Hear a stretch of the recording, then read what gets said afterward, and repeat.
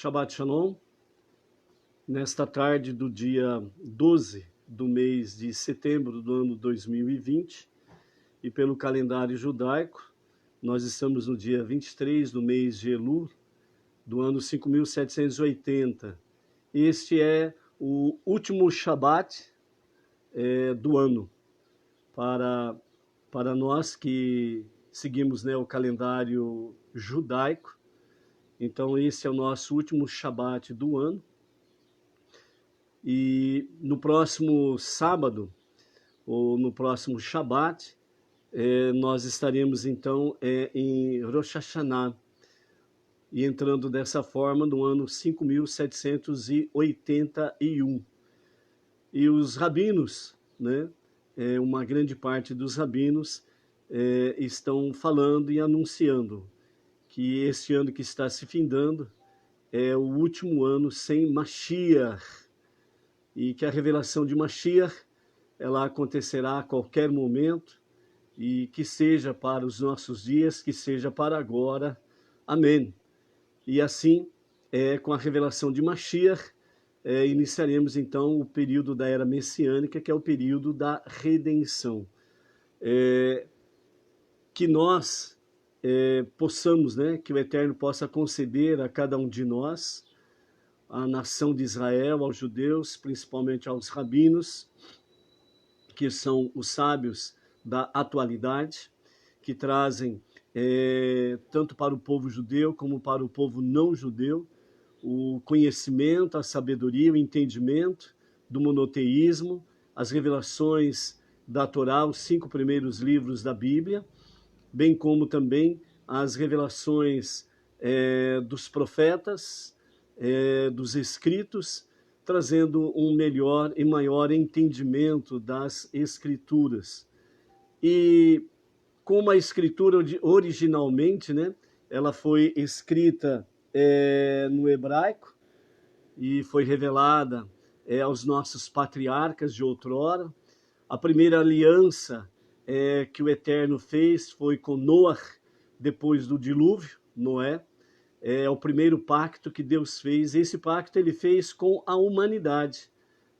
Portanto, o primeiro grande pacto de Deus foi com a humanidade, pois depois do dilúvio, Noé, ou Noah, e a sua descendência, Deus fez esta aliança de que o mundo não acabaria, não seria a raça humana extinta novamente, então, esse é o primeiro pacto.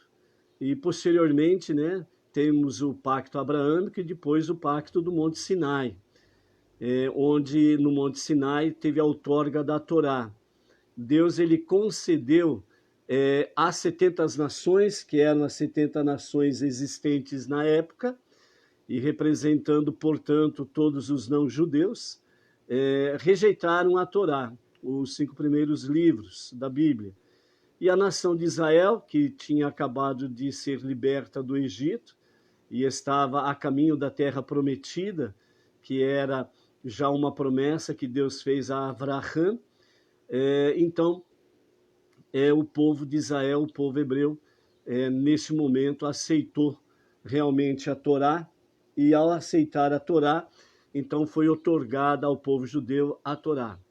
E o livro de Devarim, que é o 5º livro da Torá, conhecido como Deuteronômio, traz para nós realmente a confirmação daquilo que Deus fala a Moisés e a todo o povo judeu. Vocês serão a luz para as nações.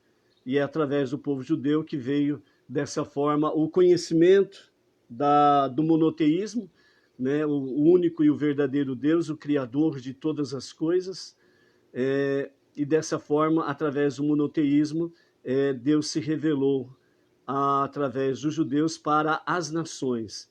Tanto é que os códigos de ética, moral e das leis, basicamente, elas têm sido firmadas nos 5 primeiros livros da Bíblia. E, de uma forma resumida, os 10 mandamentos. Então, confirmando aquilo que Deus falou a Moisés e ao povo judeu. Vocês serão luz para as nações, e os povos dirão, que povo sábio, entendido é este. E que Deus é esse que sempre está com o seu povo e sempre responde rapidamente às preces, às petições do seu povo. E nós temos aí essa graça de podermos chegar nesse conhecimento e podermos realmente estarmos vivenciando. Nesses últimos 15 anos, principalmente, nós estamos vendo como que as pessoas, as religiões, né, estão pesquisando o judaísmo. Muitas religiões estão, inclusive, se travestindo, né, trajes judaicos, trazendo símbolos judaicos para dentro das suas congregações. Isso mostra realmente a profecia que estamos perto do momento em que Mashiach está para se revelar, e cumprirá então a profecia, principalmente a profecia ou as profecias do profeta Isaías, que é conhecido como o profeta messiânico praticamente por quase todas as religiões. E então se cumprirá a promessa que de Sion, de Jerusalém, sairá a palavra da Torá, a palavra do conhecimento, do entendimento, a palavra do monoteísmo, e as nações, elas realmente estarão aí abraçando o monoteísmo na era messiânica, e por isso a expansão que o judaísmo está tendo nas nações, e as mídias sociais, a própria tecnologia, ela está contribuindo para esta realidade, o cumprimento da profecia, pois tanto judeus como não judeus que estão abraçando a fé monoteísta e tendo um estilo de vida judaica, que é o caso dos Benei Noach, que estão diretamente ligados com o movimento dos Benei Noach, e dessa forma aí, nós tivemos um pequeno problema técnico, aí um corte rapidinho, mas já voltamos. Então, dessa forma, o Rav Yaakov Garanstadit está nessa liderança do movimento Benei Noach no Brasil, né? Então, caso você ainda não conhece, temos aí o site beneinoach.org.br, e ali você conhecerá o nosso movimento Benei Noach, e bem como o nosso rabino Yaakov Garanstadit, né? E aqui, especificamente, né, Bauru e região, nós fomos nomeados pelo Rav Yaakov para sermos emissário, liderança regional, e estamos aí com essa atividade aqui em Bauru e região. E com a permissão do Eterno, logo, logo, teremos aí o fim dessa pandemia e poderemos, então, retornar às atividades de reuniões presenciais, né, reuniões de estudos, esclarecimentos, encontros, seminários, e assim poderemos mais e mais ainda fazermos partes da profecia desses últimos dias, de levar aos quatro cantos da terra o conhecimento da Torá e do único Deus, né? Então, portanto, hoje nós estamos no último Shabat, último sábado do ano, 5.780. No próximo sábado, estaremos já no pôr do sol da sexta-feira, dia 18. Estaremos, então, entrando no Ano Novo Judaico, 5.781. E estaremos aí no primeiro dia de Tishrei, que é o primeiro mês, né? E no próximo Shabat, nós teremos aí, né, os estudos referentes a Rosh Hashanah, o Ano Novo Judaico. Também, hoje nós temos aí duas parashiot, duas porções da Torá, que são as porções 51 e 52, a Nitzavim e Vaieler. E no dia 26, né, de setembro, nós estaremos encerrando, então, esse ciclo dos estudos da Torá. Estaremos fechando esse ciclo com as duas últimas parashiot, as duas últimas porções.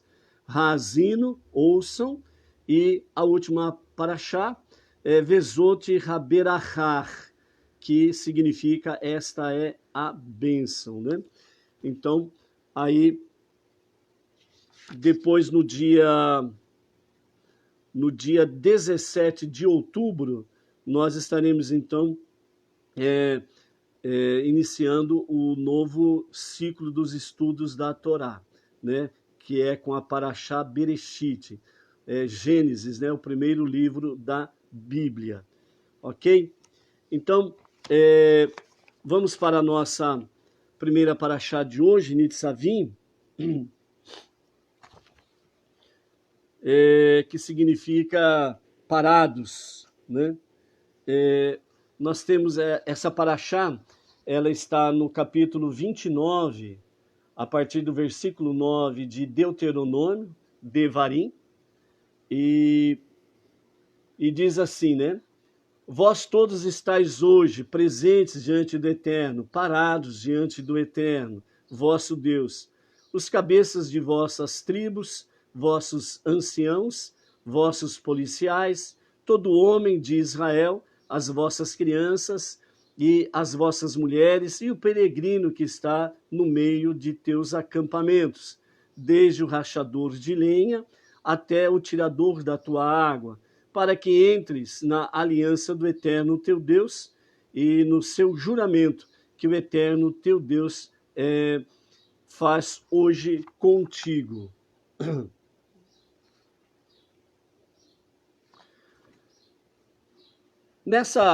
Segundo os nossos sábios, esta era um dia no calendário judaico, o dia 7 do mês de Adar, do ano 2488.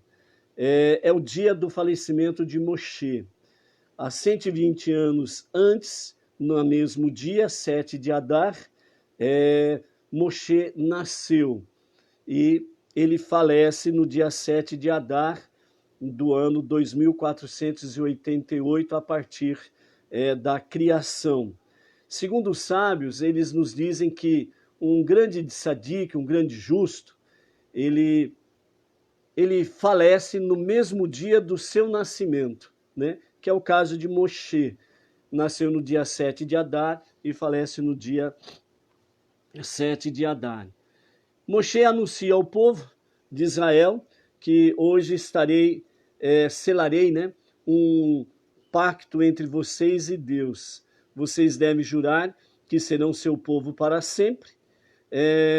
E ao jurarem, isso incluirá todas as futuras gerações. Todos vocês estão ingressando nesta aliança, seus líderes, Yehoshua, Josué, Eleazar, os Nissim, que são os líderes das tribos, os anciãos do Sanhedrim, os juízes de milhares, de centenas, de cinquentenas e de dezenas, todos os homens, suas esposas, que talvez não compreendam completamente minhas palavras, mas serão recompensados por ouvi-las e aceitá-las. E as crianças, que serão educadas na Torá e nos seus mandamentos, mitzvot. A aliança inclui os gerim, que são os convertidos dentre vocês, que são lenhadores e aguaceiros. Moshe designou os lenhadores e aguaceiros comunitários, né, para poder fazer esse tipo de trabalho. A aliança abrange também até mesmo judeus que nascerão no futuro, apesar de não estarem aqui fisicamente. Suas almas estão presentes nesta assembleia. Também em Matan Torá, a outorga da Torá, todas as almas judias estavam presentes, né?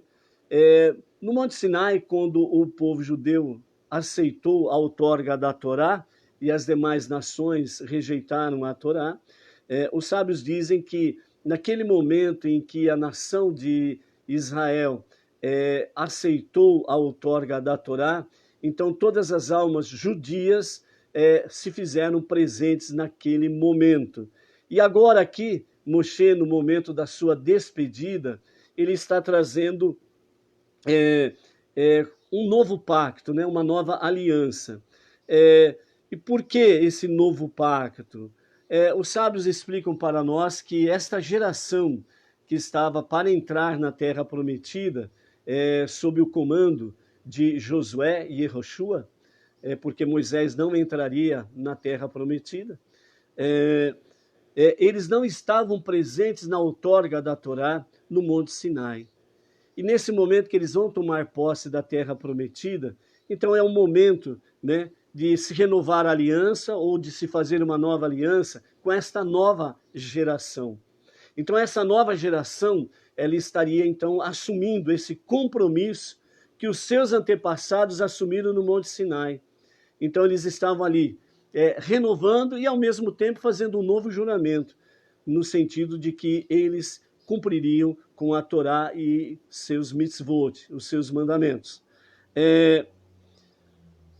Assim como também os sábios trazem para nós alguns pontos para que nós possamos pensar sobre esse momento em que eles estão fazendo esse novo juramento. Então, primeiramente, eles falam para nós que a maioria dos judeus que entrariam em Eretz e Israel, na terra de Israel, não estavam presentes no Monte Sinai e eram filhos dos que receberam a outorga da Torá lá no Monte Sinai. Moshe queria que esta nova geração também prometesse que cumpririam a Torá. O segundo ponto é que os Benei Israel, os filhos de Israel, quebraram a promessa que fizeram no Monte Sinai quando eles fizeram o bezerro de ouro. Por isso Moshe pediu uma nova promessa. E o terceiro ponto, né, esses 3 pontos mais importantes que os sábios nos trazem, Moshe acrescentou uma nova cláusula a este pacto. Disse a Benei Israel, aos filhos de Israel: até agora Deus considerou cada indivíduo responsável apenas por seus próprios atos. De agora em diante, cada responsável pelos atos de todos os outros judeus. O que essa nova geração concordou plenamente, né, com essa nova cláusula, né? Anteriormente, cada um era responsável por si mesmo. Mas a partir desse momento que eles estavam adentrando a Terra Prometida, essa nova cláusula que Moshe traz, no sentido de que cada indivíduo é responsável pelo próximo, está bem ligado à própria máximo da Torá: ame o teu próximo como a ti mesmo. Acontece em si. Desde este momento, o povo de Israel ele é considerado pelo Eterno não como indivíduos, mas sim como um organismo. Ou seja, para entendermos, é só fazermos uma relação com referência à questão do nosso corpo. Se o seu dedinho do pé sofre, estamos aí com um pequeno sinal de problema técnico, né? E o sinal da internet está fraco, mas retornando aí, né? Dessa forma aí, Moshe estava trazendo para essa nova geração que a partir desse momento que vocês vão entrar na Terra Prometida, não é cada um por si. Na realidade, todos vocês fazem parte de um organismo, um corpo. E nesse sentido, o povo de Israel é um organismo, um corpo para Deus. Dessa forma, não importa onde que um judeu esteja, mas se ele sofrer ou um bem ou um mal, isso vai refletir sobre toda a geração. E isso serve para nós, não judeus, como exemplo. Em que sentido? No sentido de que no sentido de que as nações, justamente por não terem esse princípio de ensinamento judaico, de acordo com a Torá, então ficou aquele famoso ditado que todo mundo conhece em qualquer lugar do mundo: cada um por si e Deus por todos, né? Então, Moshe vai trazer aqui, a partir desse momento, que esse ditado ele não é algo bom e agradável aos olhos de Deus. Então ele traz essa visão através de Moshe, nessa cláusula, da seguinte forma: todos nós somos responsáveis uns pelos outros. Se cada um faz o que bem entende, então o mundo vira uma bagunça. De uma certa forma é o que está acontecendo, né? Então nós precisamos nos importar uns com os outros, cumprir a lei máxima da Torá: ame o teu próximo como a ti mesmo. Então isso é importante para que o mundo seja mais sadio, para que o mundo ele possa realmente, né, as pessoas possam realmente terem bons princípios, né, espirituais, éticos e morais, para que realmente possam conviver em harmonia, sabendo que se um ser humano ele é prejudicado, seja por qualquer questão, isso vai refletir em toda a humanidade, né? Então esse exemplo para com a casa de Israel é um exemplo que as nações precisam seguir. E a partir do momento que nós aceitamos a fé monoteísta e abraçamos essa fé monoteísta, segundo o padrão da Torá, segundo o padrão do judaísmo ortodoxo, então nós precisamos aprender essa lição e compartilhar isso com as pessoas, né? Para que realmente possa haver esse amor fraternal cada momento das nossas vidas. Então, né, dessa forma que nós possamos aí compreender essa palavra de Moshe, essa nova cláusula aí. Nós temos aí, né, continuando na nossa paraxá, Nitzavim, no capítulo 30, nós temos aí, a partir do verso 1, né? Quando vierem sobre ti todas estas coisas, a bênção e a maldição que pus diante de ti, e te recordares delas em teu coração, estando entre as nações para onde o Eterno teu Deus te houver lançado, e voltares para o Eterno teu Deus e ouvires a sua voz, segundo tudo que eu hoje te ordeno, tu e teus filhos, e com todo o teu coração e com toda a tua alma. Te trará o Eterno teu Deus com ele de teu cativeiro, e se compadecerá de ti, e te fará voltar, jurando-te dentre todas as nações, juntando-te dentre todas as nações, para onde te espalhou o Eterno teu Deus.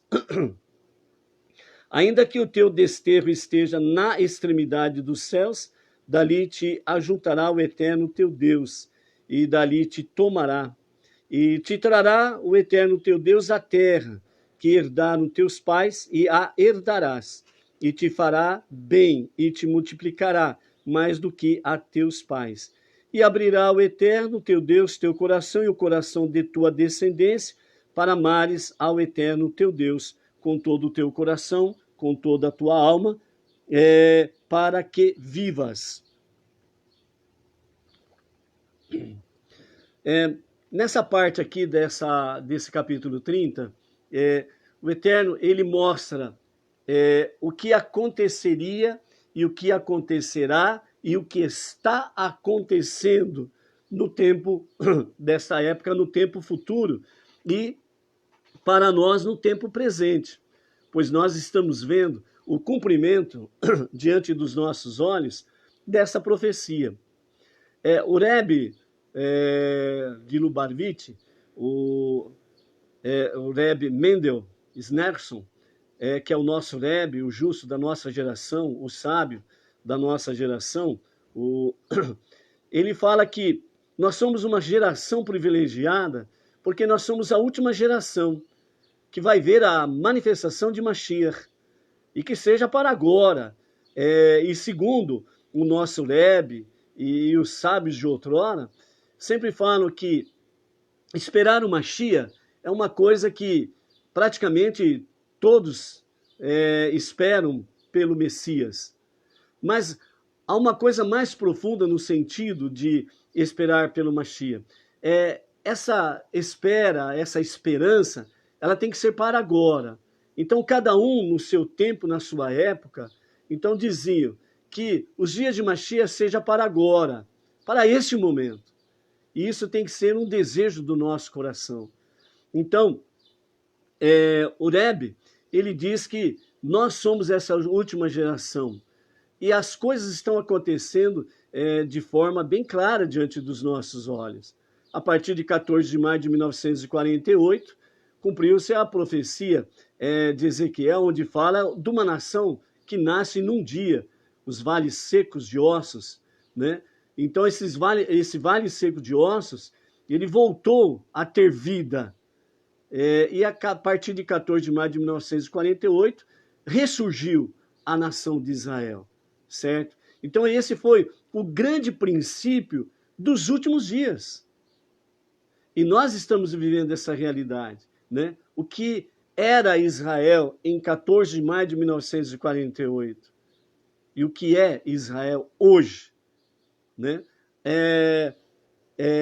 Todo o desenvolvimento que há em Israel está se cumprindo as profecias. Por exemplo, o deserto florescendo, frutificando.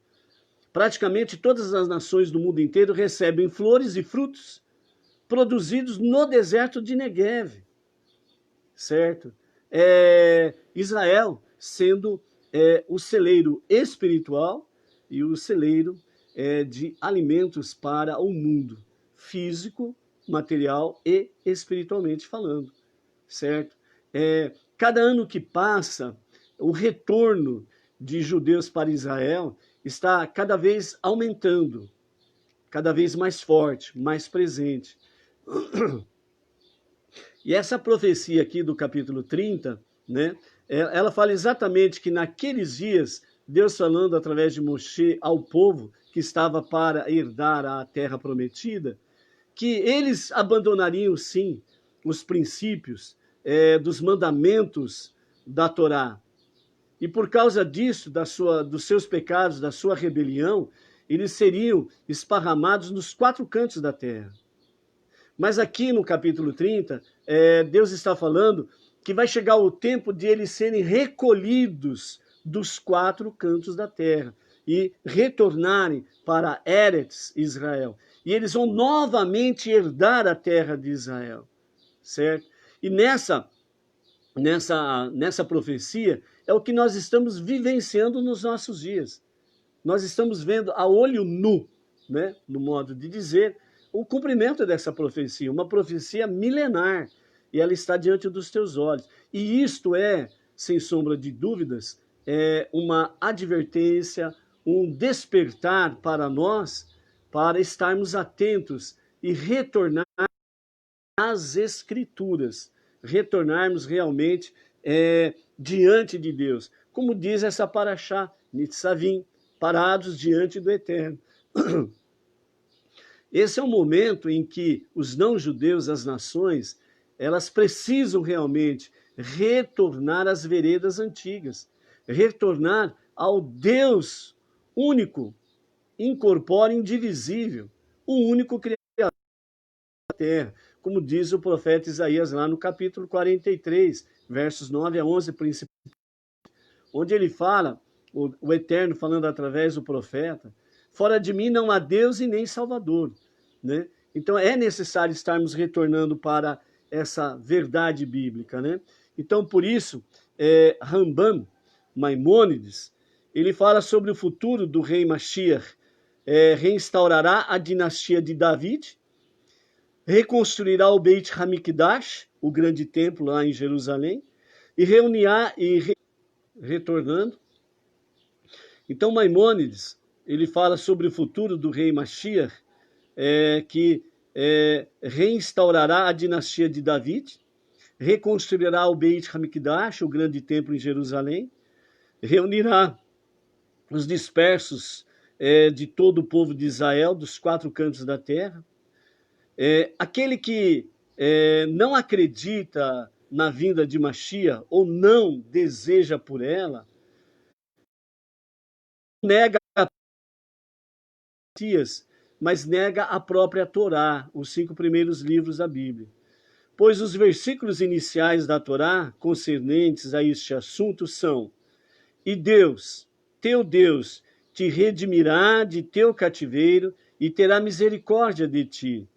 Se teus exilados estiverem nos confins dos céus, Deus, teu Deus, te levará para a terra que teus antepassados possuíam, e tu a possuirás.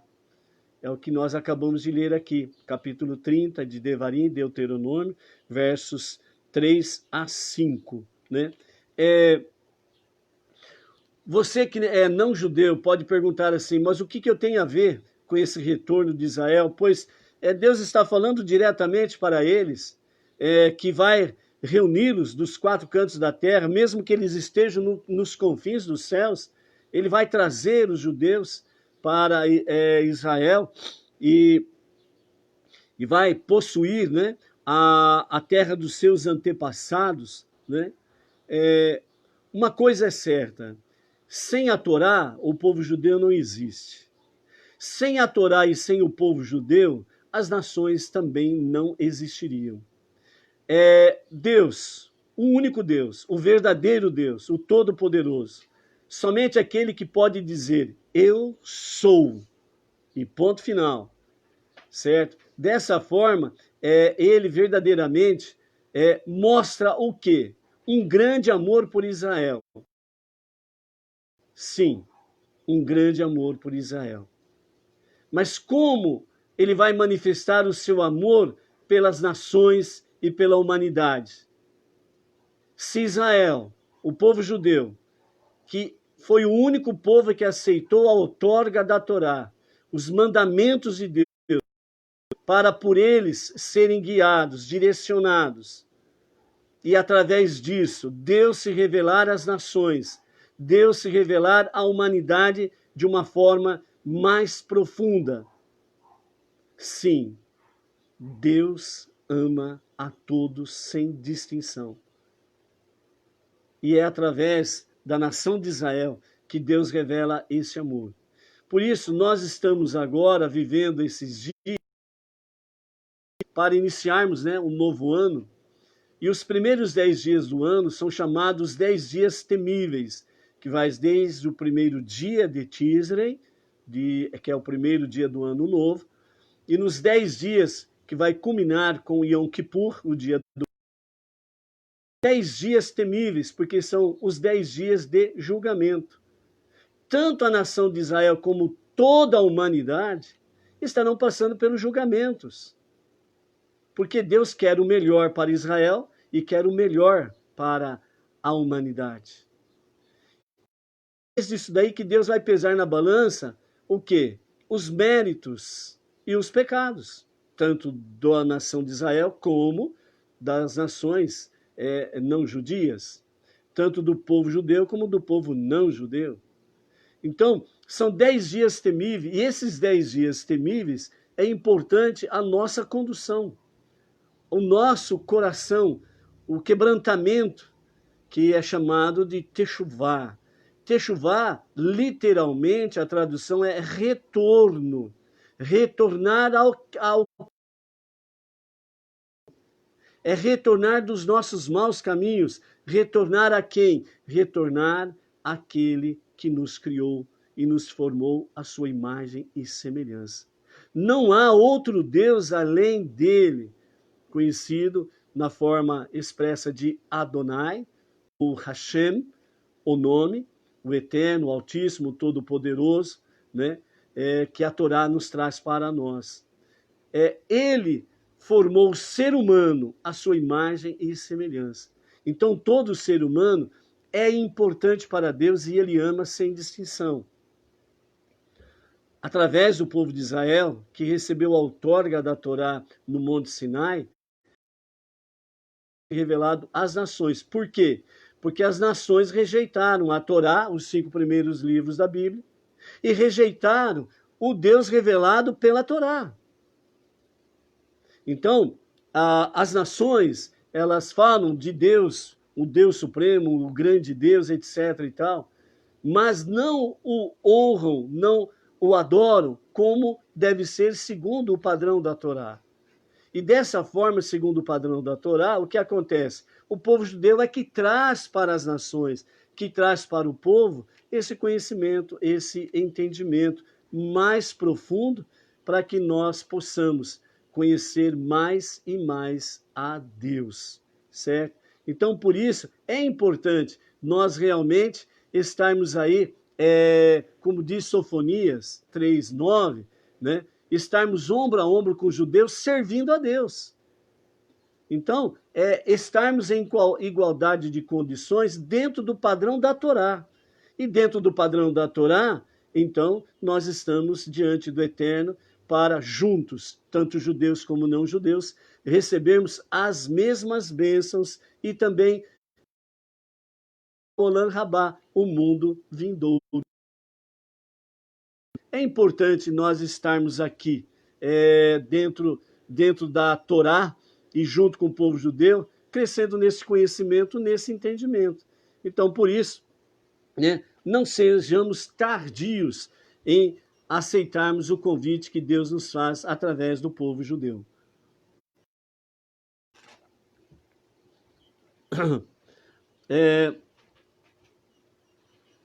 Que mais que Rambam traz para nós de entendimento segundo essa paraxá, né?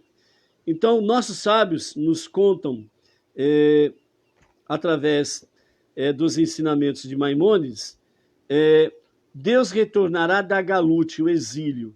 Quando nós lemos aqui, no capítulo 30, no verso 3, te trará o Eterno teu Deus, com ele o Eterno de teu cativeiro, e se compadecerá de ti, e te fará voltar, juntando-te dentre todas as nações. Nesse versículo, Maimônides, ele diz o seguinte: Deus retornará seus cativos da galute, do exílio. As palavras empregadas no Passuque são: Deus também retornará com seus cativos, pois a palavra Veshav, que está, é a primeira palavra no hebraico, no capítulo 30, no verso 3, fala Veshav. Então, Deus está dizendo que ele mesmo retornará junto com o povo cativo dentre as nações para a terra de Israel. Assim como ele estava presente quando o povo saiu do Egito, junto com ele pelo deserto, até tomar posse da terra prometida, que Deus diz que estará junto com o povo do exílio dos 4 cantos da terra. E isso acontecerá plenamente, né? O que nós estamos vendo agora, o retorno de centenas e milhares de judeus para a terra de Israel, é apenas um preparativo daquilo que acontecerá quando o Mashiach se manifestar, quando o Mashiach, o verdadeiro Mashiach, se revelar. Porque além de fazer retornar todos os exilados que estão entre todas as nações, ele também vai reconstruir o templo, certo?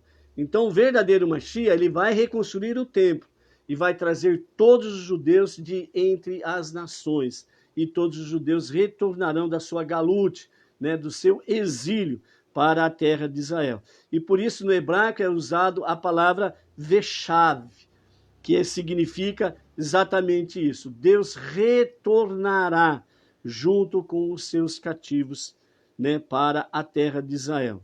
Daqui aprendemos que a Shekhinah, por assim dizer, também será redimida. Após a destruição do primeiro templo, né, do Beit HaMikdash, o general babilônico Nabucodonosor conduziu os Bnei Israel, os filhos de Israel, acorrentados para a Babilônia. O profeta Iniarro, né, que é o profeta Jeremias, ele acompanhou os cativos em sua jornada. E com tristeza, né, tanto é que existe Lamentações de Jeremias, conhecido, né, Lamentações de Irmiarro, perambulava ao lado de seus irmãos. Deus, porém, tinha planos diferentes para ele.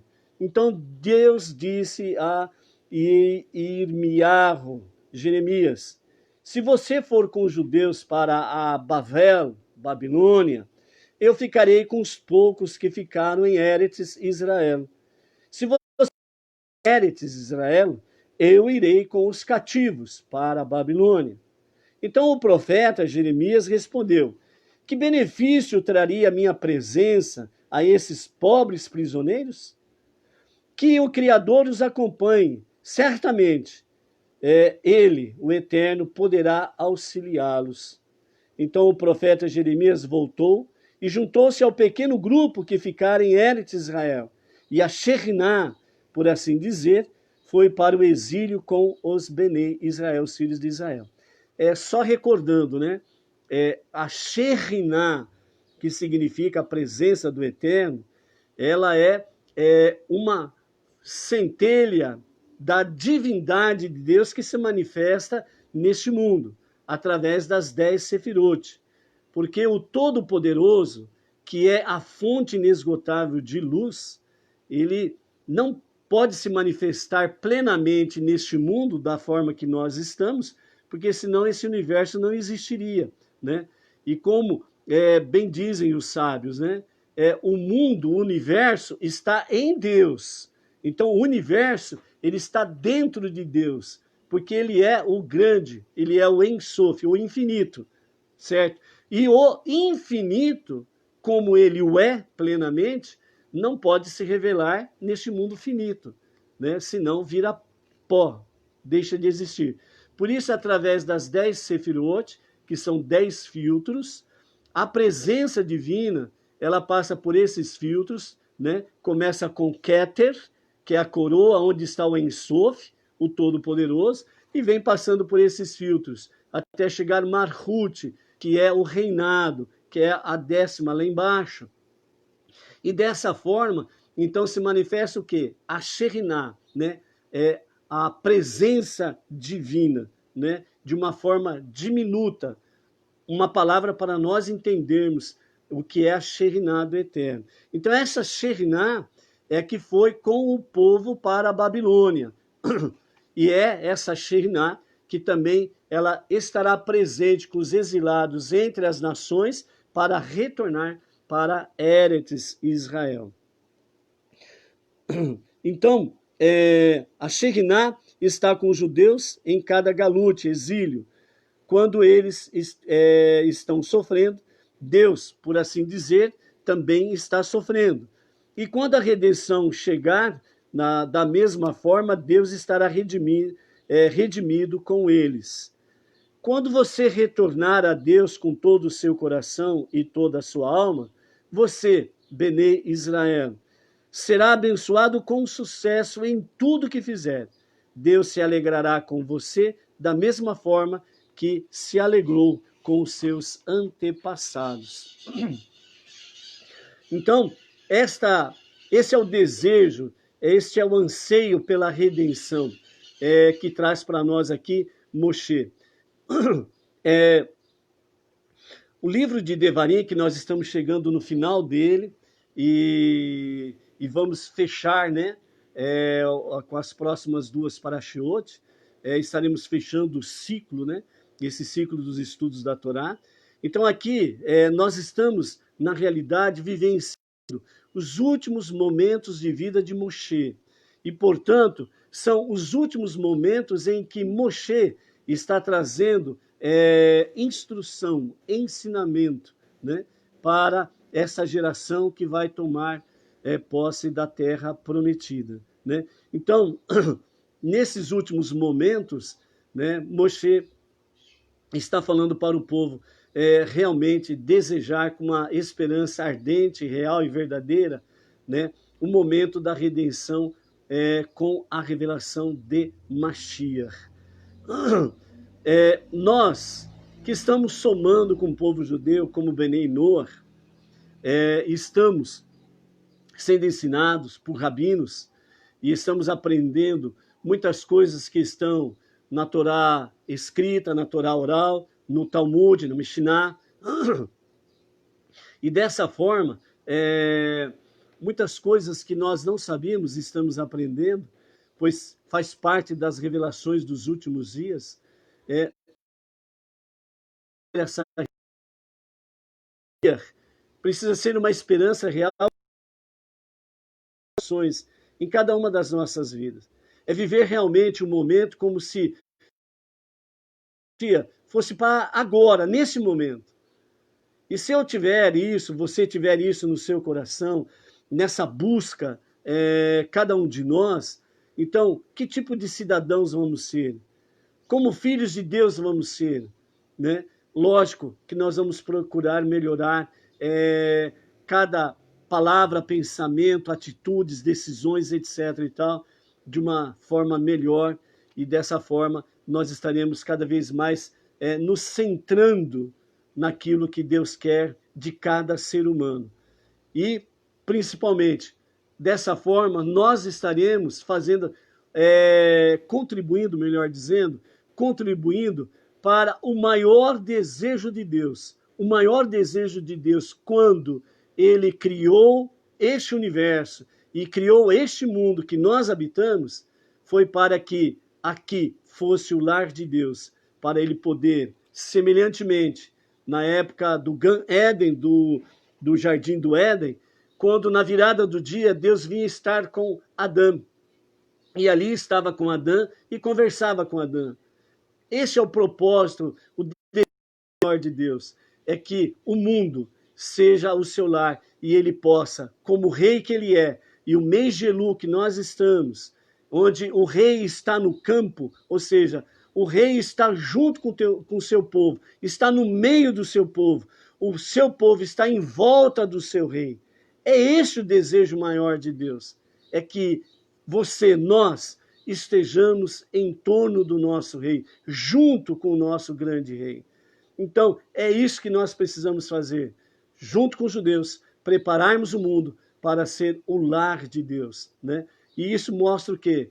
Esse anseio pela redenção, da manifestação de Mashiach, que trará a redenção final, e de forma plena, nos dias de Mashiach, cessarão as guerras, o verdadeiro Messias se manifestando, não haverá mais morte, né? O famoso mundo de utopia que muitos dizem por aí que é impossível de acontecer. Quando se diz que é impossível de acontecer, infelizmente são pessoas que não conhecem as profecias bíblicas, não conhecem o coração de Deus, não conhecem o desejo de Deus, né? E as profecias estão aí, principalmente através do profeta Isaías, Ishaiah, mostra essa realidade para nós, né? Onde o leão e o cordeiro pastarão juntos, onde a criança estará brincando com a serpente, o áspide, né? E nenhum mal acontecerá, onde os instrumentos de guerra serão transformados em instrumentos agrícolas, né? Os povos terão harmonia e paz. Um dos outros grandes sinais também das profecias referente à humanidade, os profetas falam que o coração dos pais se converterão aos filhos, os filhos se converterão seus corações aos pais, que significa harmonia familiar, comunhão familiar, o verdadeiro amor familiar sendo vivido na sua realidade e na sua plenitude. Então esse é o desejo de Deus. E isso vai acontecer, quer você aceite ou não, quer você acredite ou não, mas vai acontecer, porque faz parte do plano divino. E para que nós possamos participar disso, nós precisamos tomar decisões. Isso é real? Isso é verdadeiro? Então, eu quero conhecer isso, eu quero viver isso.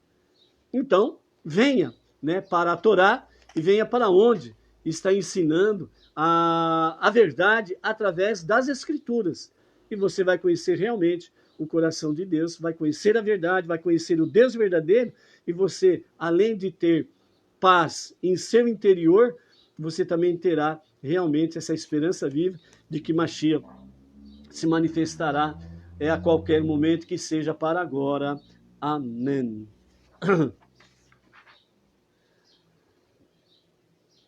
Ainda no capítulo 30, do verso 11 ao 20, nós temos aí onde Deus ele fala, através de Moshe, né? Porque este mandamento que eu hoje te ordeno não te é encoberto nem está longe de ti.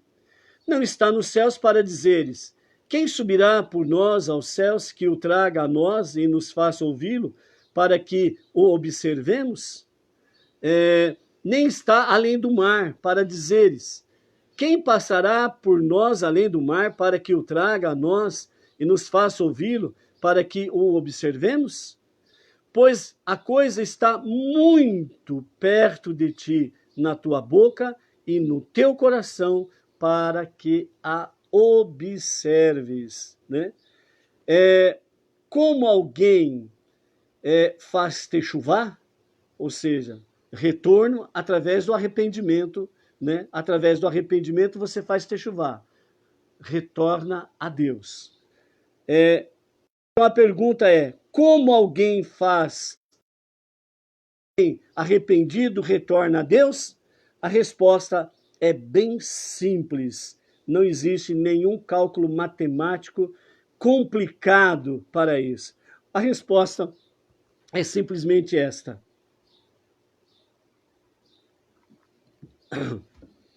Através do estudo e prática da Torá. Os 5 primeiros livros da Bíblia. Os sábios dizem que um dos alicerces que o mundo se sustenta, e ele não é dizimado, é exatamente o estudo e a prática da Torá. Então, quando ainda estiver na face da terra uma única pessoa que acredita na Torá e procura viver a Torá no seu dia a dia, o mundo continuará existindo. Mas a partir do momento que não haverá ninguém interessado pela Torá, então o mundo deixaria de existir. Mas, graças a Deus, que nós temos o povo judeu. Graças a Deus que nós temos os sábios do povo judeu. Graças a Deus que nós temos, desde a criação, desde Adão, passando por Noé, passando pelos patriarcas, Abraão, Isaac, Jacó, passando pelos reis, o grande rei Davi, passando pelos profetas, passando realmente estes homens que estão nas escrituras, passando pelos sábios do povo judeu através dos milênios, que foram de geração em geração, fazendo compilações reais, compilações fidedignas da Torá até hoje. A Torá que nós temos hoje, os 5 primeiros livros da Bíblia, a Torá é a mesma que foi outorgada a Moisés no Monte Sinai. Não mudou nenhuma vírgula, não mudou nenhum tio, num palavreado mais português para entendermos. Mas, dentro do hebraico, não foi tirado e nem acrescentado nenhuma letra da Torá, porque nós sabemos que o alfabeto hebraico são composto de 22 letras, e através dessas 22 letras, criado pela palavra de Deus, e por essas 22 letras, a Torá foi outorgada a Moisés e ao povo judeu no Monte Sinai.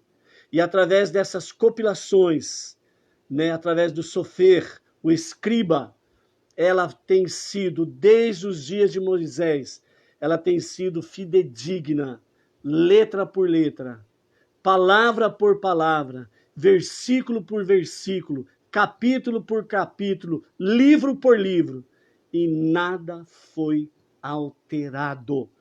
Esta é a palavra da verdade, é a Torá, os 5 primeiros livros da Bíblia, a partir do ensinamento judaico.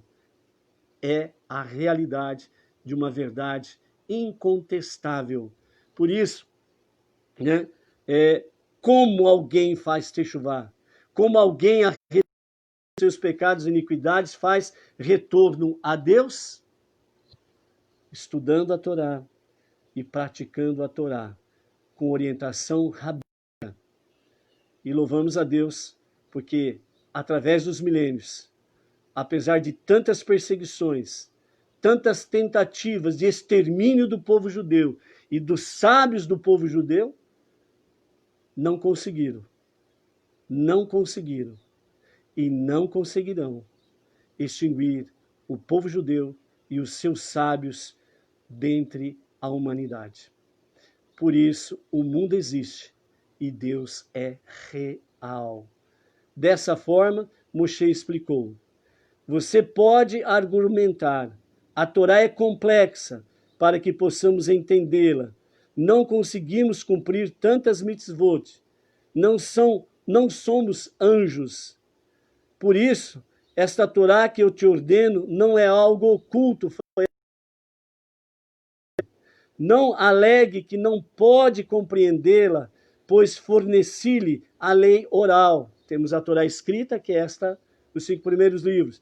A Torá oral, as explicações que Deus revelou a Moisés, Moisés revelou a Arão, a Josué e aos sábios e anciãos do povo judeu. Isso foi passando de geração em geração.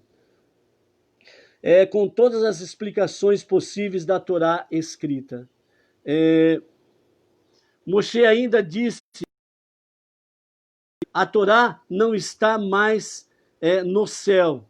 Eu a trouxe para baixo, para a terra, e a revelei a todos vocês. É isso que está significando aqui quando ele fala ali no verso 12. Não está nos céus para dizeres: quem subirá por nós aos céus, que o traga a nós e nos faça ouvi-lo, para que observemos? Subiu no Monte Sinai, e o da glória de Deus cobriu o Monte Sinai, e o povo só viu sinais, no sentido de raios, trovões e coisas semelhantes. A partir daquele momento, Deus elevou Moisés aos céus e lhe deu a Torá. E Moisés trouxe a Torá para o povo judeu e, através do povo judeu, a Torá para as nações. É isso que Moisés está falando.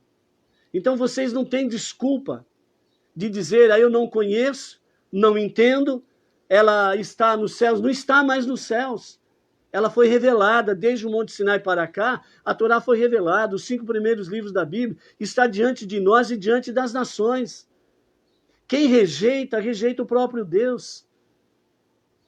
Quem procura conhecer, está procurando conhecer o próprio, único e verdadeiro Deus.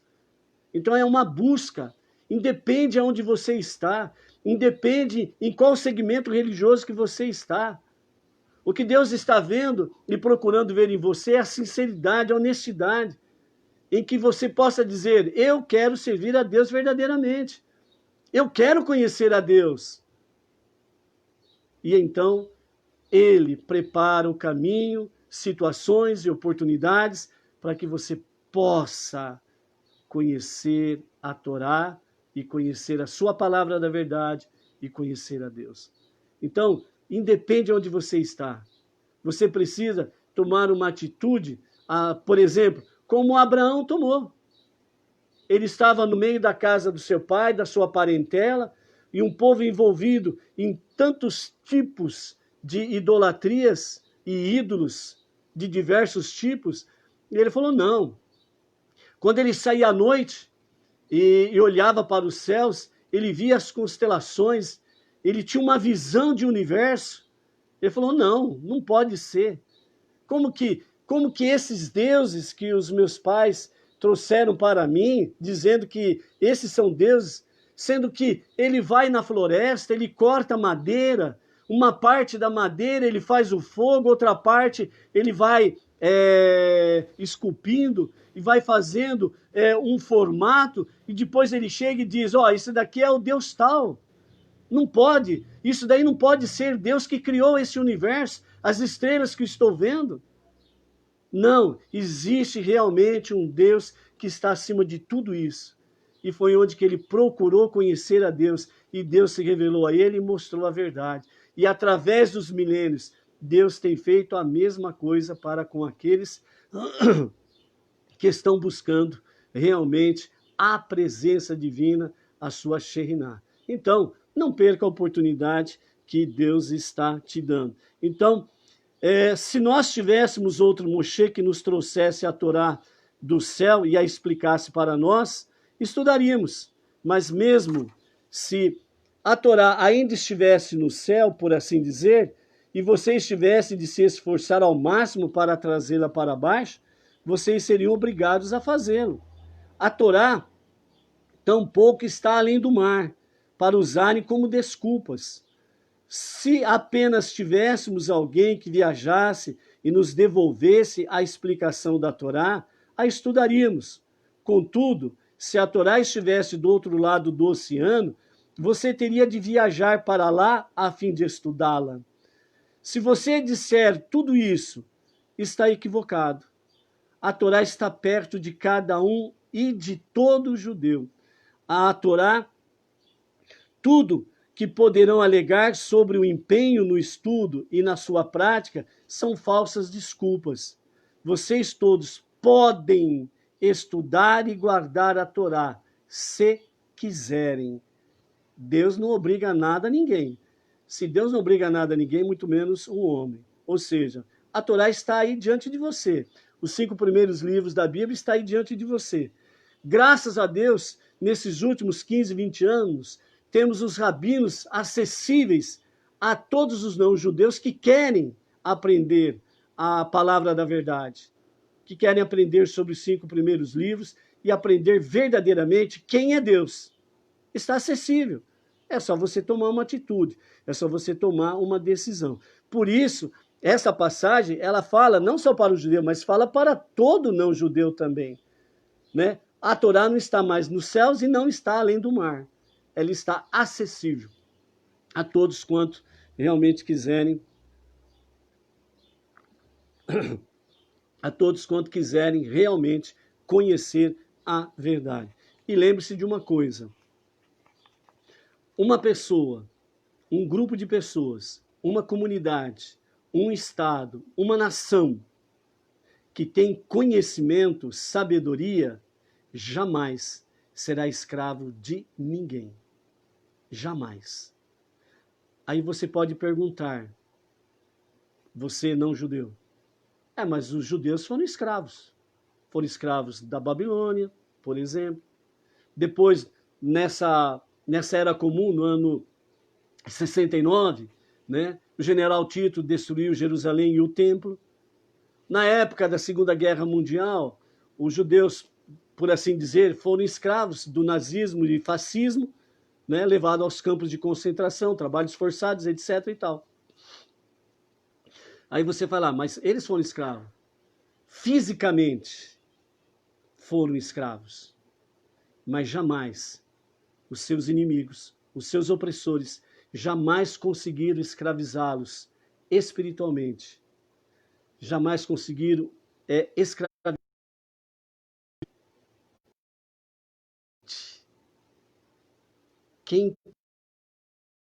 Quem tem conhecimento da verdade, ele é livre. Por isso Deus falou a Moshe para falar ao faraó: deixa sair meu povo, para que o meu povo venha me servir. E este é o objetivo de Deus. Que você tenha liberdade na sua mente, no seu espírito, na sua alma, para que você possa servir a Deus, Avodah Shebalev, servir a Deus de coração, com amor. Então, por isso, jamais o povo judeu foi escravo, porque jamais os seus inimigos e opressores conseguiram escravizar as suas almas, jamais conseguiram escravizar as suas mentes.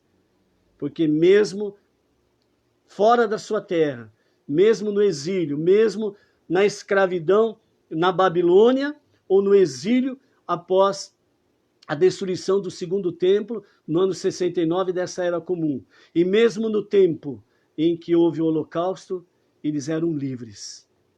As festividades eles cumpriam dentro dos campos de concentração. Na Babilônia, Shabat, no pôr do sol da sexta até o pôr do sol do sábado, eles cumpriam o Shabat. Faziam as velas de Shabat, faziam as pressas de Shabat. No princípio,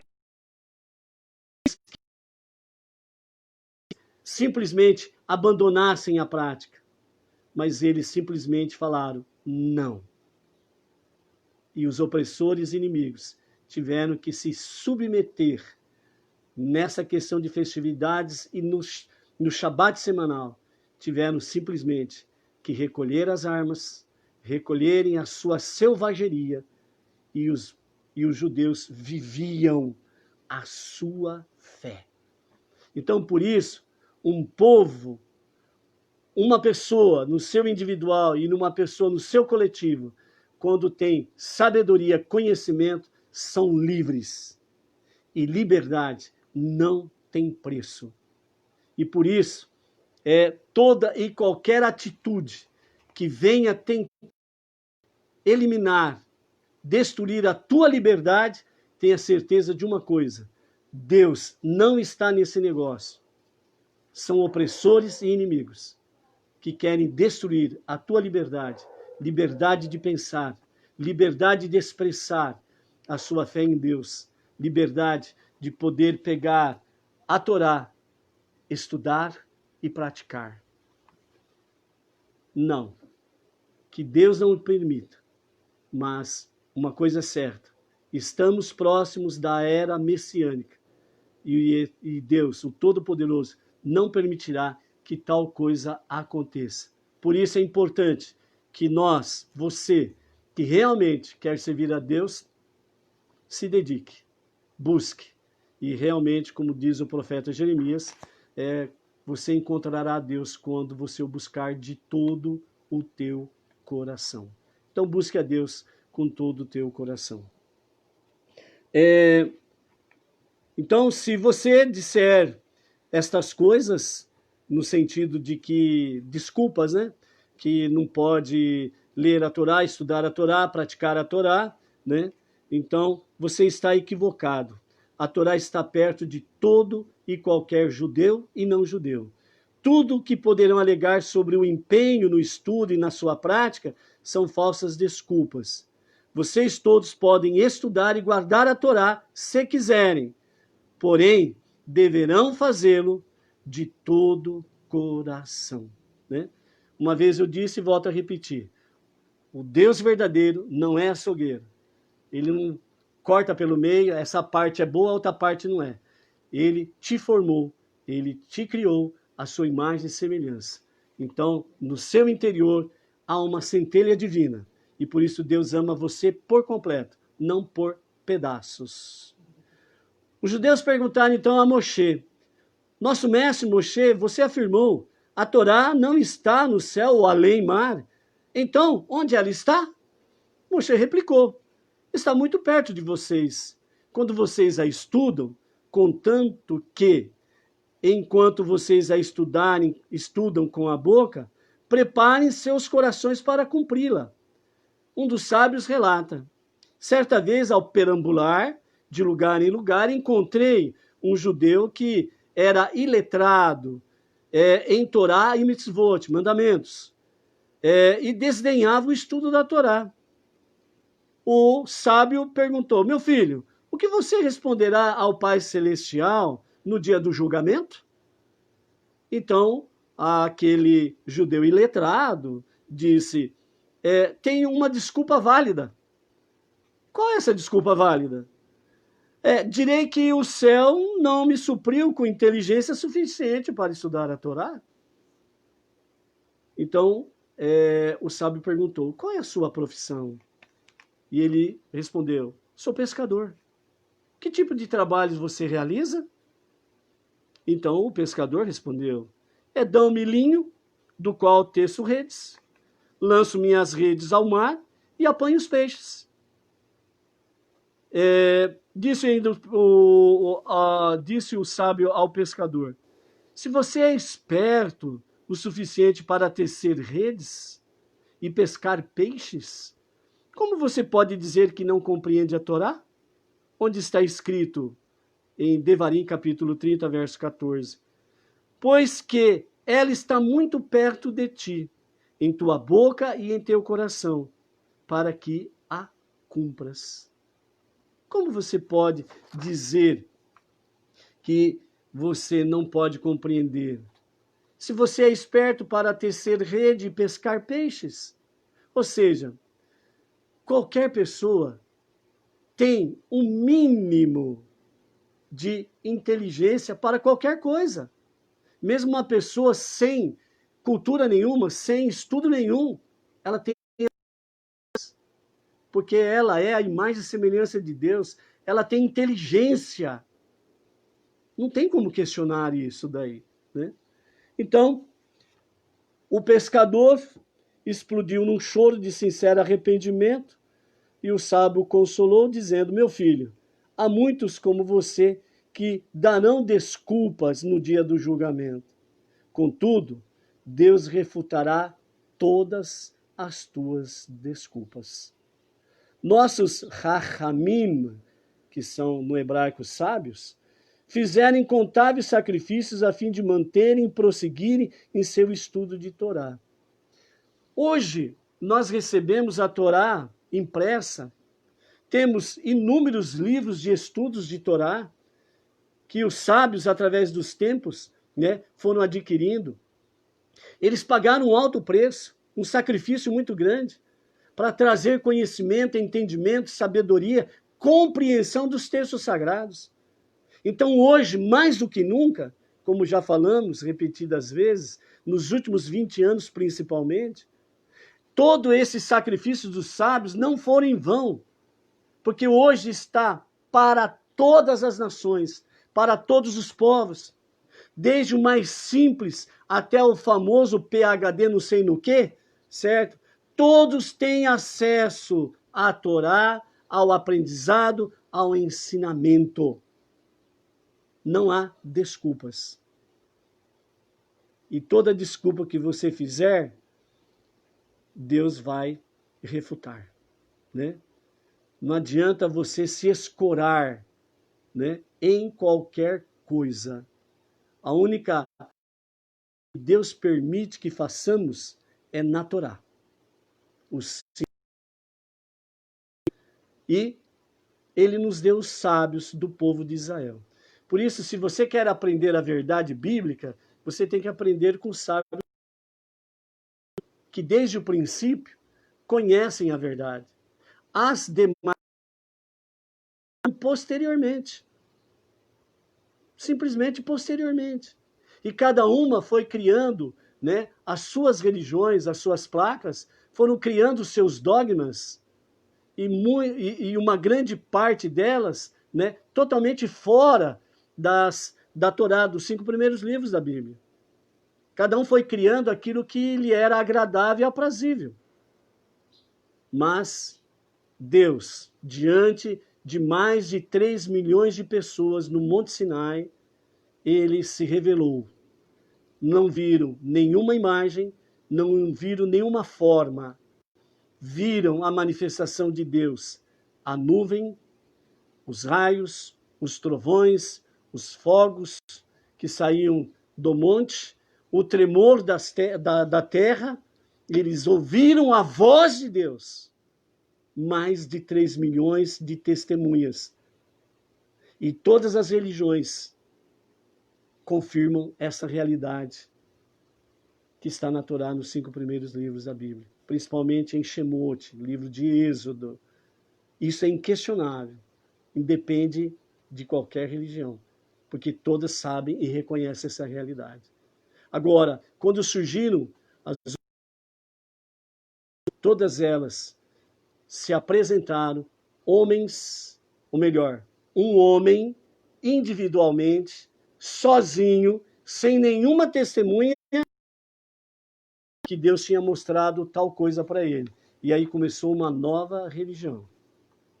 A única religião que Deus se manifestou foi no Monte Sinai, para a nação de Israel e para as nações da terra. É importante nós retornarmos às nossas veredas antigas. É isso que fala o profeta, né? De retornar às veredas antigas, né?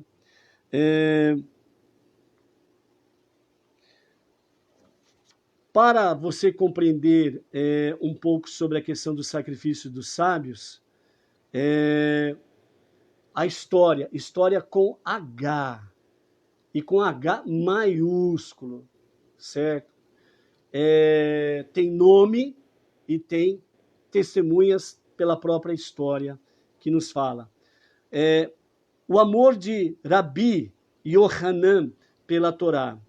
Certa vez, Rabi Yohanan estava andando com seu pupilo, o seu discípulo, o Rabi Ria, em cujo braço estava se apoiando. E nessa caminhada que eles estavam fazendo, o Rabi Yohanan disse ao seu discípulo: você está vendo esta casa de fazenda? E o seu discípulo disse: sim. Aí o Rabi Yohanan disse: ela me pertencia, mas eu a vendi, a fim de ter dinheiro suficiente para meus estudos de Torá. Continuaram caminhando, mais um pouco à frente. O Rabi Yohanan disse ao seu discípulo: está vendo essa casa aí? Ela também era minha. Comentou, né? Mas tive de vendê-la para conseguir continuar a estudar a Torá. Ao passarem por uma construção, num olival, o Rabi Yohanan disse ao seu discípulo: esta propriedade também era minha. Mas aí o seu discípulo começou a chorar. E então ele disse: por que você está chorando? E o seu discípulo, o Rabi Ria, respondeu: sinto pesar pelo Senhor ter vendido todos os seus bens. Isso me entristeceu, por isso que eu estou chorando. De que o Senhor vai viver na sua velhice? E aí o Rabi Yohanan consolou o seu discípulo dizendo: não se sinta assim. Valeu mais que a pena. Vendi coisas que foram criadas por Deus em 6 dias. Mas adquiri a Torá, que foi dada a Moshe no Monte Sinai após 40 dias. Ganhei bem mais do que perdi. Na verdade, a Torá está perto de cada judeu e de cada não judeu. Um tesouro eterno. Porém, a fim de estudar e cumpri-la adequadamente, um judeu tem que estar disposto a fazer um esforço para isto, e muitas vezes sacrifícios para atingir sua meta. Então, por isso, os sábios falam que a tzedakah, que antes você conhecia apenas com aquela palavrinha chamada dízimo, e que hoje traz muita revolta em muitos lugares, porque é usado de forma criminosa, por assim dizer, certo? Mas no hebraico se fala tzedakah. A tzedakah, o dízimo, a tzedakah, ela é dita da seguinte forma: é um ato de bondade, é um ato de caridade. Quando você faz uma tzedakah com amor, com alegria, de coração, para ajudar que estudam a Torá, para trazer ensinamentos da Torá, você está contribuindo para um tesouro eterno. E os sábios dizem que o único mandamento que Deus dá retorno em duplo, aqui e agora, é a quem pratica de tzedakah, independente da sua religião. Todo aquele que pratica de tzedakah, ato de bondade, ato de caridade, Deus o abençoa no mínimo em duplo. Imaginemos então que nós que temos o conhecimento da Torá, junto com o Rabino, o quanto, ao praticarmos a tzedakah com amor e com alegria, de coração, o quanto que Deus não vai nos abençoar? Por isso, também praticar tzedakah faz parte do sacrifício daqueles que querem conhecer e viver a verdade. Então, dessa forma, Moshe, ele implora para todo o Bnei Israel, para escolher a vida e não a morte, né? Salomão, em Provérbios, ele fala de uma forma bem clara, né? Aquele que aquele que escolheu andar com a Torá, ele escolheu andar de braços dados com a vida. E aquele que rejeita a Torá, ele escolheu andar de braços dados com a morte. Por isso aqui, na Torá, nós temos aqui o caminho da vida e o caminho da morte. E o caminho da vida e o caminho da morte. E Moisés fala assim, escolha, pois, a vida para que vivas bem tu e a tua família. Né? Então, por isso, né, nessa tarde, escolha, pois, o caminho da vida para que viva tu e a tua família. Partindo, né, para o encerramento, a nossa segunda paraxá de hoje, que é a paraxá Vailer, que significa e passou, está no capítulo 31 do Devarim, Deuteronômio, do verso 1 ao verso 30, né? Estamos aqui, então, no dia do falecimento de Moshe, né? O dia 7 de Adar. Então, uma voz celestial revelou a Moshe: Moshe, você só tem mais um dia de vida.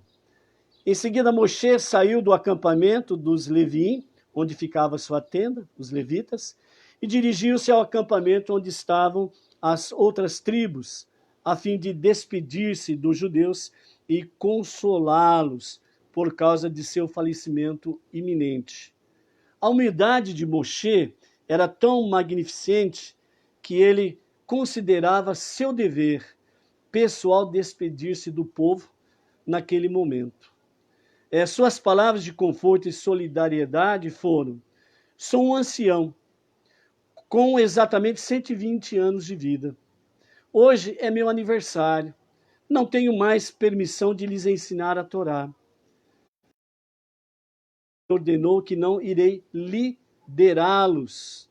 Deus não me permite cruzar o rio Jordão, mas não se desesperem. Sua Sheriná passará à sua frente e Yehoshua, Josué, será o seu líder. Deus destruirá as nações de Eretz, Canaã, assim como destruiu os reinos de Sihon e Og, os gigantes, e os deixou, eu os deixo, melhor dizendo, eu os deixo, porquanto sou humano e meus dias finitos. Porém, Deus não os abandonará, enquanto vocês o servirem e manterem-se fiéis a Ele. A partir desse momento, então, Deus ele já comunica a Moisés, né, a sua morte iminente, ele tem mais um dia de vida.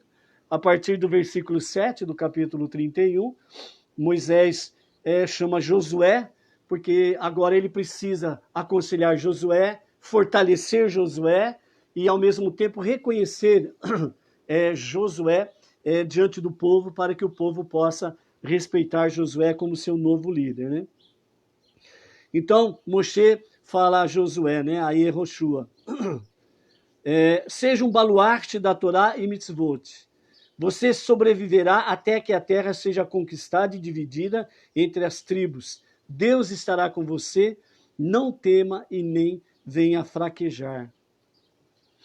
Moisés queria que Yehoshua começasse a ensinar o povo enquanto ainda vivia, e dessa forma toda a nação o aceitaria.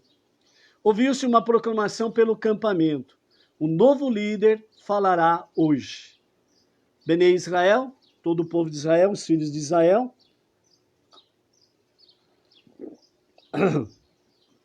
inteiro reuniu-se em honra a Yehoshua.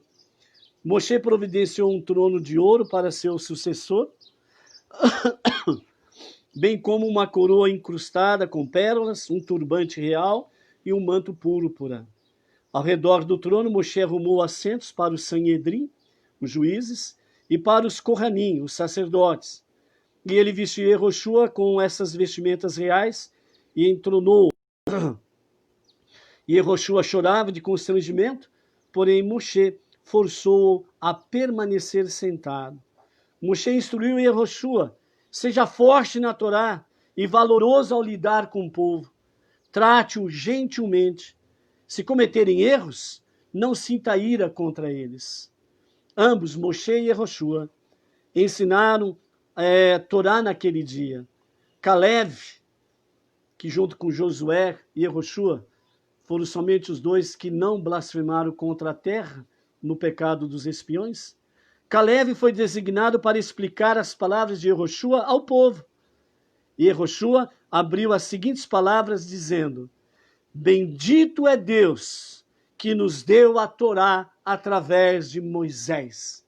E isto tem ecoado através dos milênios, em todos os lugares onde os judeus têm se reunido e os não-judeus que têm aprendido a Torá falam através dos milênios e falarão até nos dias de Mashiach. Bendito é Deus que nos deu a Torá através de Moisés. Isto não cessará.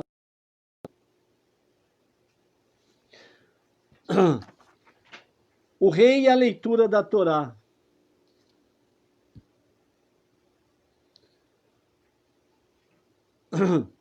Moshe explicou aos judeus a mitzvah que deve ser cumprida pelo rei e pela nação inteira a cada 7 anos. Quando os judeus se congregarem em Jerusalém para a festa de Sukkot, no ano posterior ao ano da Shemitah, deve reunir-se no início de Hol HaMoed, os dias intermediários da festa, a fim de escutar o rei ler e explicar a Torá. Todos devem comparecer, homens, mulheres e crianças. A assembleia é anunciada com soar de trombetas, uma alta plataforma de madeira é erigida no Eretz do Beit Hamikdash, onde o rei se senta. Ainda de pé o rei recebe um Sefer Torá, recita as bênçãos apropriadas. Ele pode então sentar-se para lê-la. Ele precisa ler determinadas passagens do livro de Devarim, inclusive o Shema, e as bênçãos e maldições da Parashá Kitavô, que é a Parashá de número 50.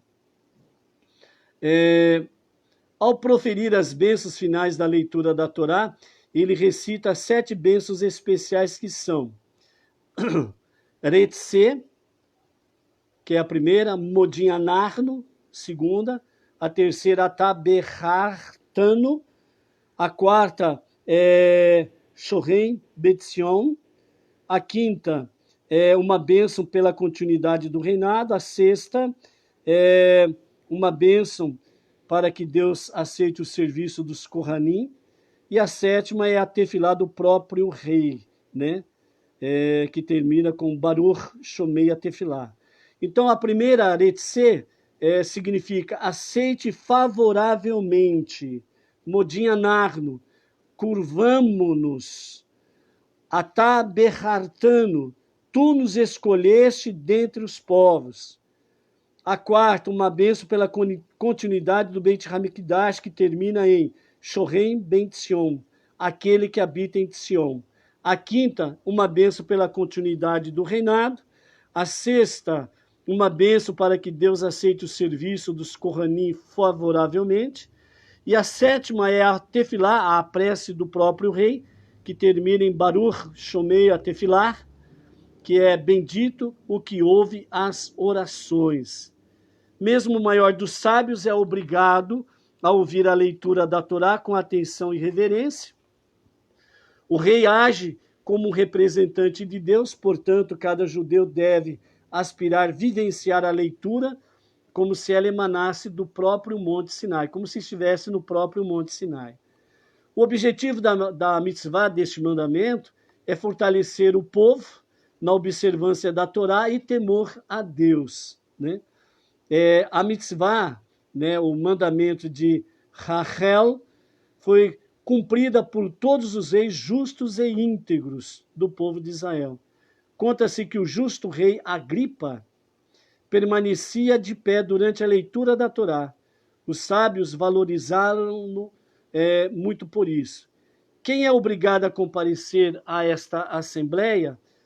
O próprio texto diz: cada homem, mulher e crianças, mesmo quem sabe o livro, decor salteada, etc. e tal, também deve comparecer. Ninguém deve estar ausente. O rei é o mensageiro de Deus ao ler para os Bene Israel, e é como se a Torá estivesse sendo dada novamente no Monte Sinai. Porque as crianças pequenas devem comparecer? Algumas delas nem mesmo compreendem, nem ainda sabem falar uma letra, uma palavra sequer.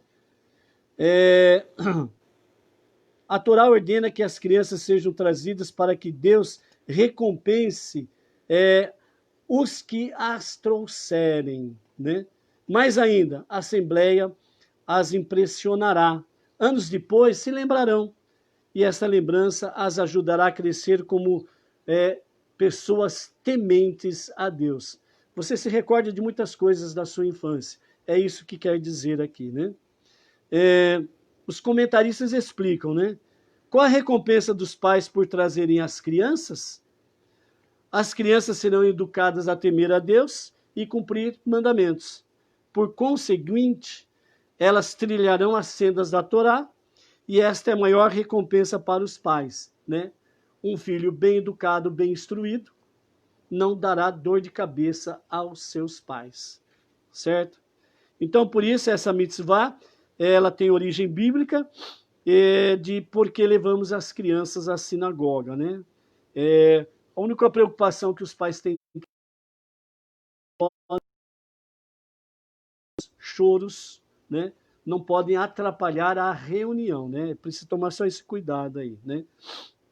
Então, todos lembramos de cenas da nossa infância, e isso nos ajuda realmente a temermos a Deus e a crescermos, né?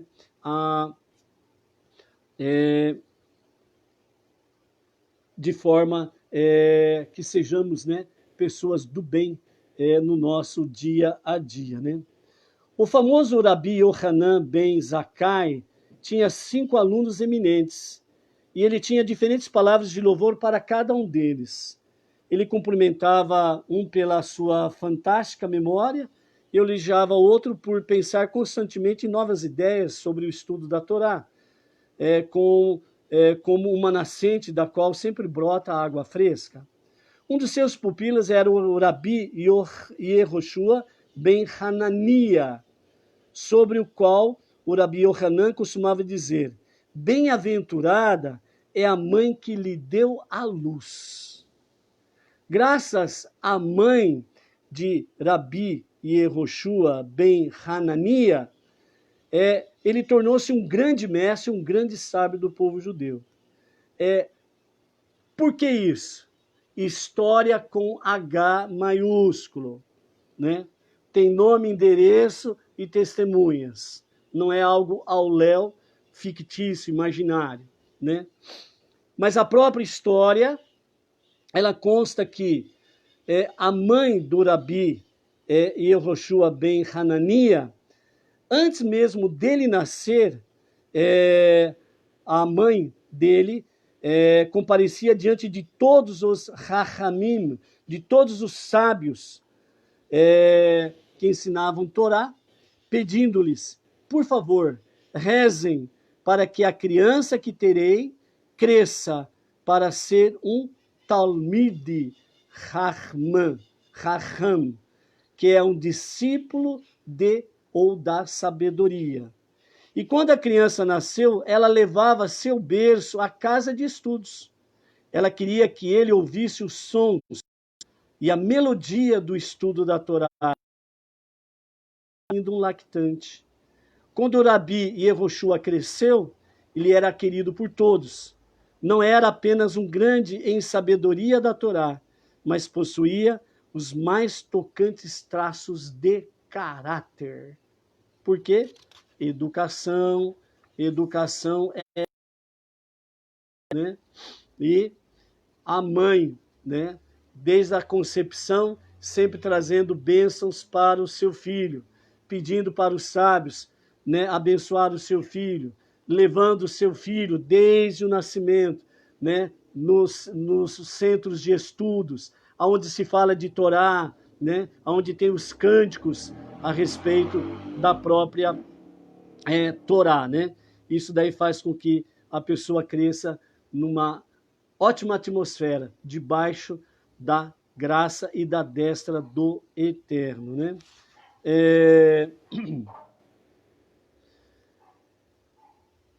Moshe sabe que é o seu último dia de vida, pois o Eterno já tinha o avisado. Mesmo assim, né, Moshe, ele pede para Deus para anular o decreto de morte, né? Por que Moshe pede essa anulação do seu decreto de morte? Os sábios falam que, enquanto temos vida, nós temos que vivê-la para servir a Deus. Então, portanto, se nós estamos vivos, é para servir a Deus. Esse é o nosso bem maior. Tudo vai cessar, tudo vai passar. Haverá a era messiânica e há uma preparação para o Olam Rabá, o mundo vindouro. Né? Então, a melhor poupança ou a melhor aplicação para as nossas vidas é conhecer e obedecer a Torá, certo?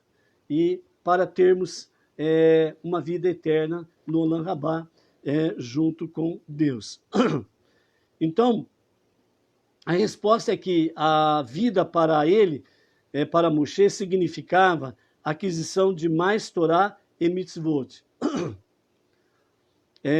Essa oportunidade se encerra com a morte. Então, o objetivo principal de Moshe, de pedir a anulação do decreto de morte, era para que ele pudesse conhecer ainda mais Torá e obedecer mais mandamentos, né?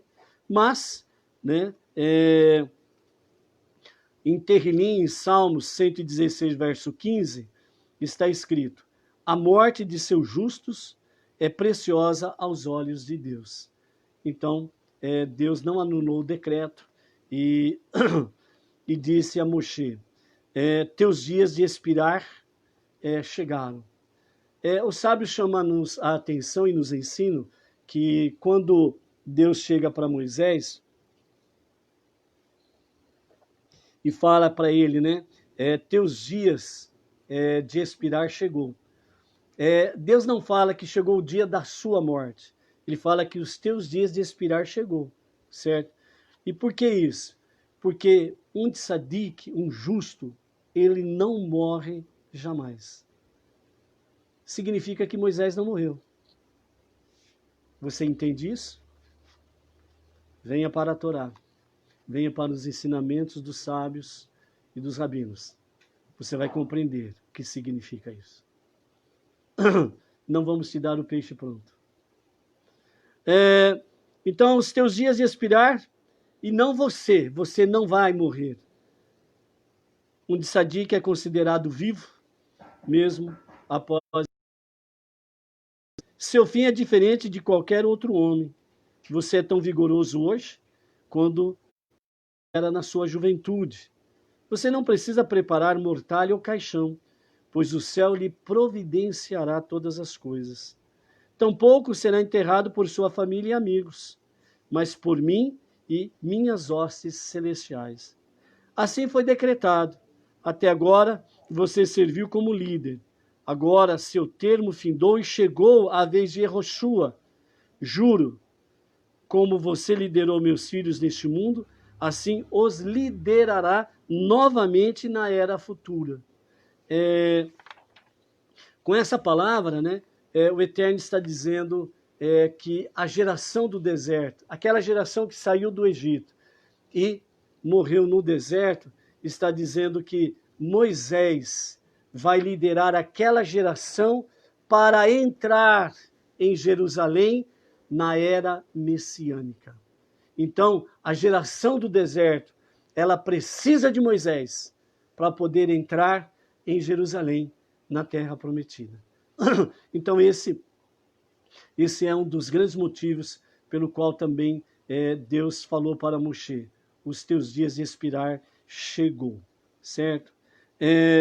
Depois nós temos aqui, né, sobre a canção, né, no capítulo 31, a partir do versículo 19, e agora escrevei para vós este cântico, e tu ensina-o aos filhos de Israel. Ponde-o na sua boca para que este cântico me seja por testemunha contra os filhos de Israel, né? Sei que após a sua morte, o pacto que selarão Deus a Moshe comigo e adorarão outros deuses. Então ocultarei deles minha face. Serão atormentados por muitos problemas. Esperarei que se volte a mim em Techuvá. Escreva isso na canção de Razino. Isto lembrará os Bnei Israel, né, de suas dificuldades, que suas dificuldades não aconteceram por acaso. Por assim dizer, né, oculta foi a face de Deus por causa das suas iniquidades. Se eles se voltarem para mim e orarem, lhes responderei. Perceberão então que eu sempre estive com eles em seu sofrimento, né? Então, o Salmo 91, verso 15, diz assim: estou com ele na aflição. Então, Deus, ele não desampara os seus, aqueles que confiam nele, ele está presente ali, sem sombra de dúvidas, né? E no verso 19, 31, 19 diz, né? Essa versículo que nós acabamos de ler, que escreveria esse cântico, né? Agora escreva esta canção para si e ensine os filhos de Israel. Este versículo, né, contém 613 mitzvah da Torá. A mitzvah de escrever um Sefer Torá. Cada judeu recebeu a mitzvah de escrever um Sefer Torá. Se ele não puder fazê-lo sozinho, pode contratar um sofer, um escriba, para fazê-lo para ele.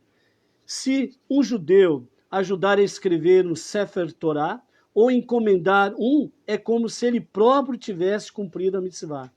Às vezes, uma sinagoga ou yeshivá escreve um Sefer Torá novo.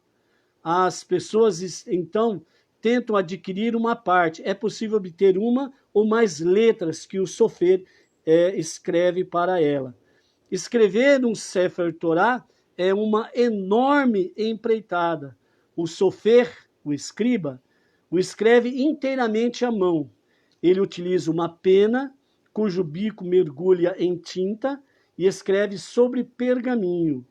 Cada letra precisa ser corretamente desenhada. Se estiver faltando ou sobrando uma única letra na Torá, todo o Sefer não é kasher, é anulado. Da mesma forma, se duas letras se tocam, o Sefer Torá, o livro de Torá, os 5 primeiros livros da Bíblia, inteiro já não é mais kasher, também é anulado.